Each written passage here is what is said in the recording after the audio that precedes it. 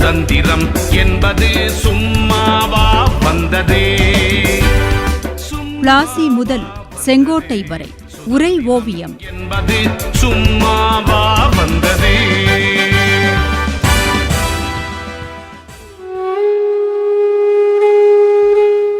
அப்படியெனில் தாயே, அந்த ஆற்காட்டு போர்தான் முகமது யூசுப் கானையும் ஆளாக்கிவிட்டதா என்று கேட்டான் அந்த சிறுவன்.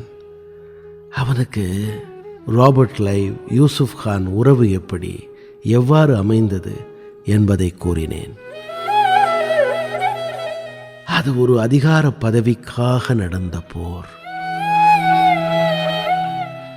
ஆற்காடு நவாப் பதவியை பிடிக்க சந்தா சாஹிபுக்கும் முகமது அலி கான் வாலாஜாவுக்கும் நடந்த போர். அதில் தோற்று ஓடிய முகமது அலி கான் திருச்சியில் ஆங்கிலேயரிடம் தஞ்சமடைந்தான். அவனுக்காக ராபர்ட் லைவ் தலைமையில் ஆங்கிலேயர் படை சந்தா சாஹிப் மீது தாக்குதலை தொடுத்தது.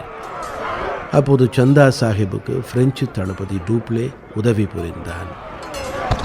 ஆனாலும் ஆங்கிலேயர் படையே ஆற்காட்டை பிடித்தது. தொடர்ந்து ஆற்காட்டை மீட்க வேண்டும் என கூறி சந்தா சாஹிப் தனது மகன் ராஜா சாஹிப் தலைமையில் 10,000 பேர் அடங்கிய பெரிய படையை அனுப்பி வைத்தான். அந்த படையை ராபர்ட் லைவ் தலைமையிலான ஆங்கிலேய படை எதிர்த்தது.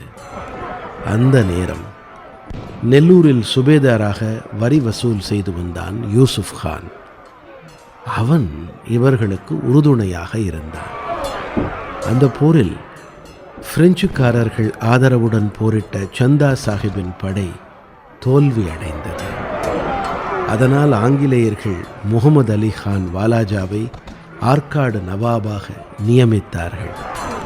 அதற்கு கைமாறாக மதுரையிலும் நெல்லையிலும் உள்ள பாளையக்காரர்களிடம் வரி வசூலிக்கும் உரிமையை கிழக்கிந்திய கம்பெனிக்கு கொடுத்தான் ஆற்காடு நவாப் முகமது அலி கான்.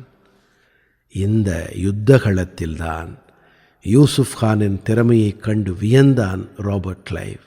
இவனை போன்றவன் தன் படையில் இருக்க வேண்டும் என்று கூறி அவனை தன் படையில் இணைத்தான்.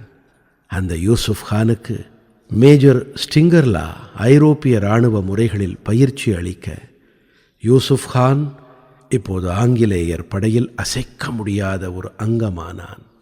பிரெஞ்சுக்காரர்களுடன் மேலும் சில போர்கள், அனைத்திலும் ஆங்கில கம்பெனி படை வெற்றி பெற்றது. அதற்கு முக்கிய காரணமாக இருந்தவன் யூசுப் கான். ஒருபுறம் ராபர்ட் லைவ் ஆற்காடு போரில் பெற்ற வெற்றிக்காக ஆற்காட்டு வீரர் என பெயரெடுக்க யூசுப் கானை சிப்பாய் படைகளின் தளபதியாக்கி கமாண்டோ கான் சாஹிப் என்ற பட்டமளித்தான் ஆங்கிலேய தளபதி மேஜர் லாரன்ஸ். இப்படித்தான் மருதநாயகம் பிள்ளையாக பிறந்து யூசுப் கானாக மாறி கான் சாஹிப் என்று பெயரெடுத்தான் அவன். அதன் பின்னர்தான் 1755 மதுரை நெல்லை பகுதிகளில் கப்பம் வசூலிக்கும் உரிமையை ஆற்காடு நவாப் மூலம் பெற்ற ஆங்கில கிழக்கிந்திய கம்பெனிக்காக படையெடுத்துச் சென்றான் கான் சாஹிப். அவனுடன் தளபதி அலெக்சாண்டர் ஹெரானும் வர இரு படைகளுமாகச் சேர்ந்து பாளையங்களை பதம் பார்த்தன. மிகவும் கொடூரமான வகையில் கட்டாலங்குளத்தின் மன்னன் அழகுமுத்துக்கோனையும் அவரது 6 தளபதிகளையும் நடுக்காட்டூரில் பீரங்கியின் வாயில் கட்டி சுட்டுக் கொன்றான் முகமது யூசுப் கான். அழகுமுத்துக்கோனின் வீரமரணம் பாளையக்காரர்களிடையே ஓர் எழுச்சியை ஏற்படுத்தியது. அதே நேரம் யூசுப் கான் எதிர்பார்த்தபடியே அவனது குரூரங்கள் பாளையக்காரர் சிலருக்கு அச்சத்தை ஏற்படுத்தியது. அந்த படையெடுப்பில்தான் அவன் பூலித்தேவனையும் சிதறடித்தான். அவன் மூலம்தான் பாளையக்காரர்கள் அடக்கி வைக்கப்பட்டார்கள். ஆங்கில கிழக்கிந்திய கம்பெனியாருக்கும் ஆற்காடு நவாபுக்கும் வரி வசூல் செய்வதை கனகச்சிதமாகச் செய்து கொடுத்தான். ஆனால் என் மகனே, ஒரு குரூரனுக்கு காலம் எப்போதும் கை கொடுப்பதில்லை. அவனுக்குள்ளும் வேறு ஆசைகள் துளிர்த்தன. அதுவே அவனது முடிவுக்கும் காரணமாயிற்று. அது என்ன தெரியுமா?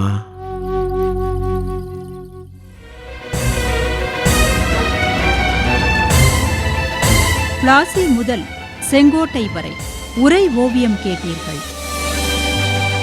எத்தனை எத்தனை தடியடியை தாங்கினர், எத்தனை எத்தனை செக்கிழுத்து வாடினர்.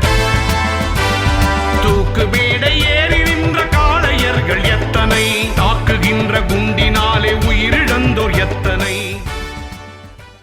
படைப்பு சென்னை வானொலி நிலையம்.